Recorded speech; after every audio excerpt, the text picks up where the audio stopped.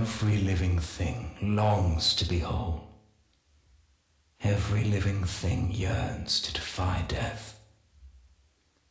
If from death you returned, yet the part you loved best did not, what then? My name is Sigor Savah, morphology specialist with Nef Anyo's Venusian terraforming expedition. I was tasked with decoding the Orokin gene record of what had once been a preserve, and reviving select specimens for study. This is an account of my encounter with lifeform VK7, a larger-than-average Kavat specimen possessed of atypical behavioral characteristics. Specimen VK7, unlike the others, did not come from a gene record. She was found, frozen, in a sealed closet close to the environmental control station. Her unassuming tomb for millennia. Here, then, was an intact example of Orokin-era fauna. I was Corpus, a scientist second and a businessman first. VK7, an Orokin strain Kavat of unusual size and patterning. Well, I could think of several members of the nobility who would pay a fortune for such a thing, enough to buy a handsome slice of any planetoid of my choosing. I had the corpse laid on a dissection rack, ready for a full surgical examination. Then, like any animal dreaming, the paw twitched. I glanced at the vital scanner, expecting to see some anomalous electrical reaction taking place, contracting ancient muscles, but no. What I saw there was a beating heart. I did not revive specimen VK7. Before my eyes, she willed herself back to life. It was the most beautiful thing I had ever seen. Some speak of feeling a connection to something greater than themselves, to which I laughed, as any right-thinking corpus would. Life is profit, profit is life. But in that moment, watching that animal claw her way out of death's dark pit, though I did not admit it to myself, something in me was forever changed. I found her sharp gaze unsettling. The way she would watch my every move from her cage unnerved me. When a visitor came, I would watch VK7 studying their habits. In time, she came to anticipate regular arrivals, having memorized their schedules. On the morning of my 4th shift, I entered my laboratory to find her cage door open and VK7 gone. One consequence of breathing life back into a world is unintentionally resurrecting life forms and viruses one finds less desirable. The infestation is both of those things. Reports returned of some hive sites found destroyed, and then of a large beast found at others. An animal intelligent enough to learn and react to corpus behaviors and patterns. Some claimed it had learned to measure ammunition expenditure to better attack when a target was most vulnerable. Needless to say, almost none who attacked the beast survived. This had to be specimen VK7. I left to join with a flamer team already deployed to a nearby hive. Both team and hive were dead when I arrived, killed by tooth and claw. Fearing for my life, I made to leave, and was apprehended by the sight of a low figure blocking my egress. Specimen VK7. She prowled forward from the shadow of a shattered, snow-blown hive, her paw prints red with blood. I made to open a comm channel to request assistance. VK7 growled low, and I swear this to be true, slowly shook her head. I did not make that call. She padded closer, and I saw the wound on her side. She turned that side toward me, an act of trust and a request for aid. I unpacked my field kit and carefully went to work. I did not report my experience with specimen VK7. I could not admit why then, but now I can tell you. I felt it would have violated a trust. There I was, a morphology specialist, sworn to the Corpus Empire, and yet, for reasons entirely illogical, I placed loyalty to a wild animal above my life oath, and every doctrine that values self-interest above charity. But keep that confidence I did. I think that is why VK7 brought me the hand. Somehow, she had managed to infiltrate the facility, bypass 2 different security gates, and had gained entry to my laboratory without raising an alarm, or my awareness. She held in her jaws a severed hand. Blackened, fossilized, gently, she laid it before me and, with a meaningful glance, turned, padded away into the shadows, and was gone. I analyzed the hand. What I learned that night, alone in my laboratory, would become an obsession to focus the remainder of my life.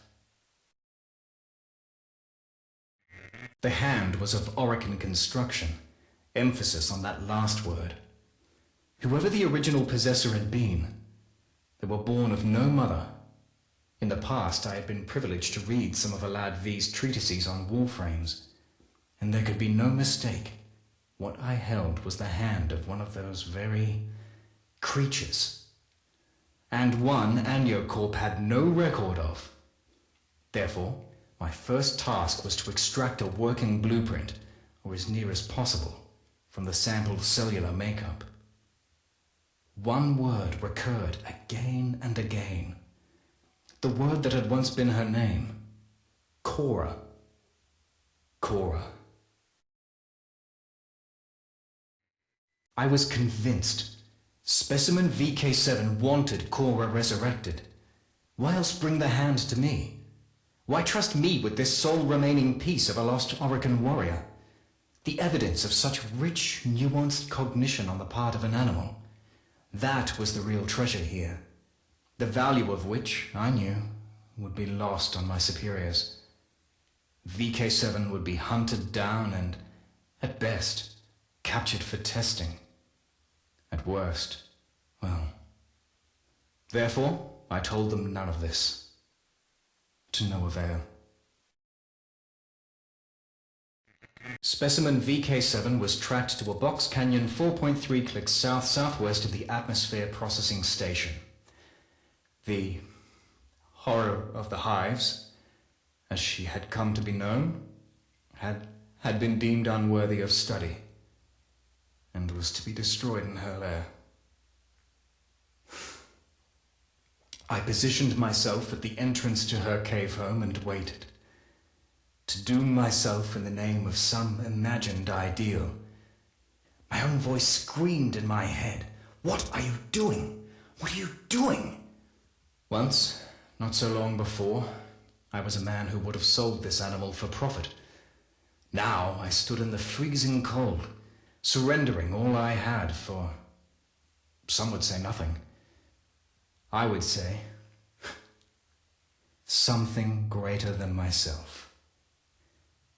They came, picking their way through the snow, heads bowed, pushing against a numbing, slashing wind that froze skin and carried my voice to them. I begged them to stop, pleading VK7's case, with a bomb in my hand.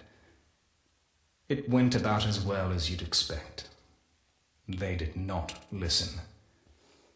Numbsol is employed, traditionally, as an animal tranquilizer, but converts to an aerosol easily enough.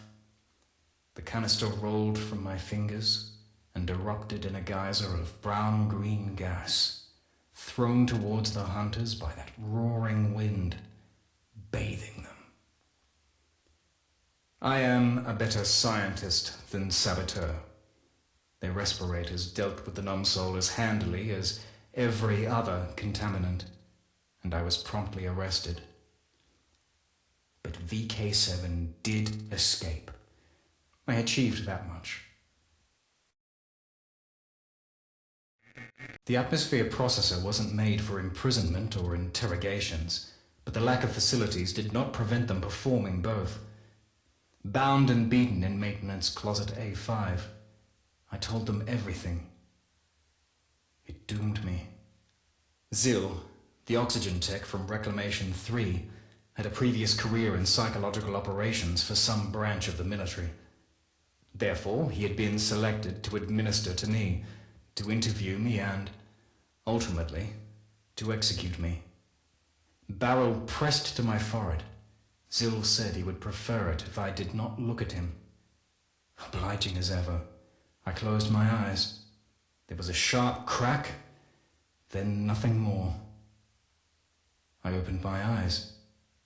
Zil lay dead at my feet, limp, throat clasped in VK7's jaws.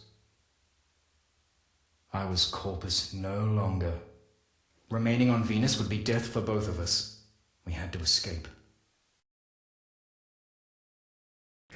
Together we made for an automated cargo relay, one that would ferry us anonymously to the hold of a Solaris rail tractor in geosynchronous orbit and away from Venus. How well she guided me, circumnavigating patrols and security cameras.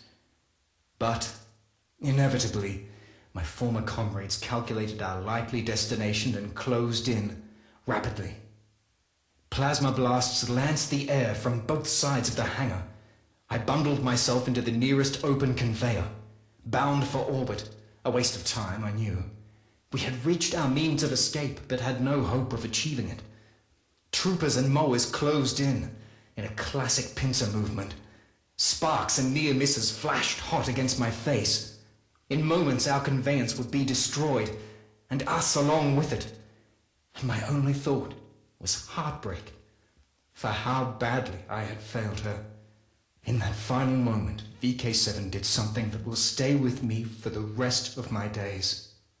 With one of her meaningful glances, the last we would ever share, she reared up and activated the conveyor.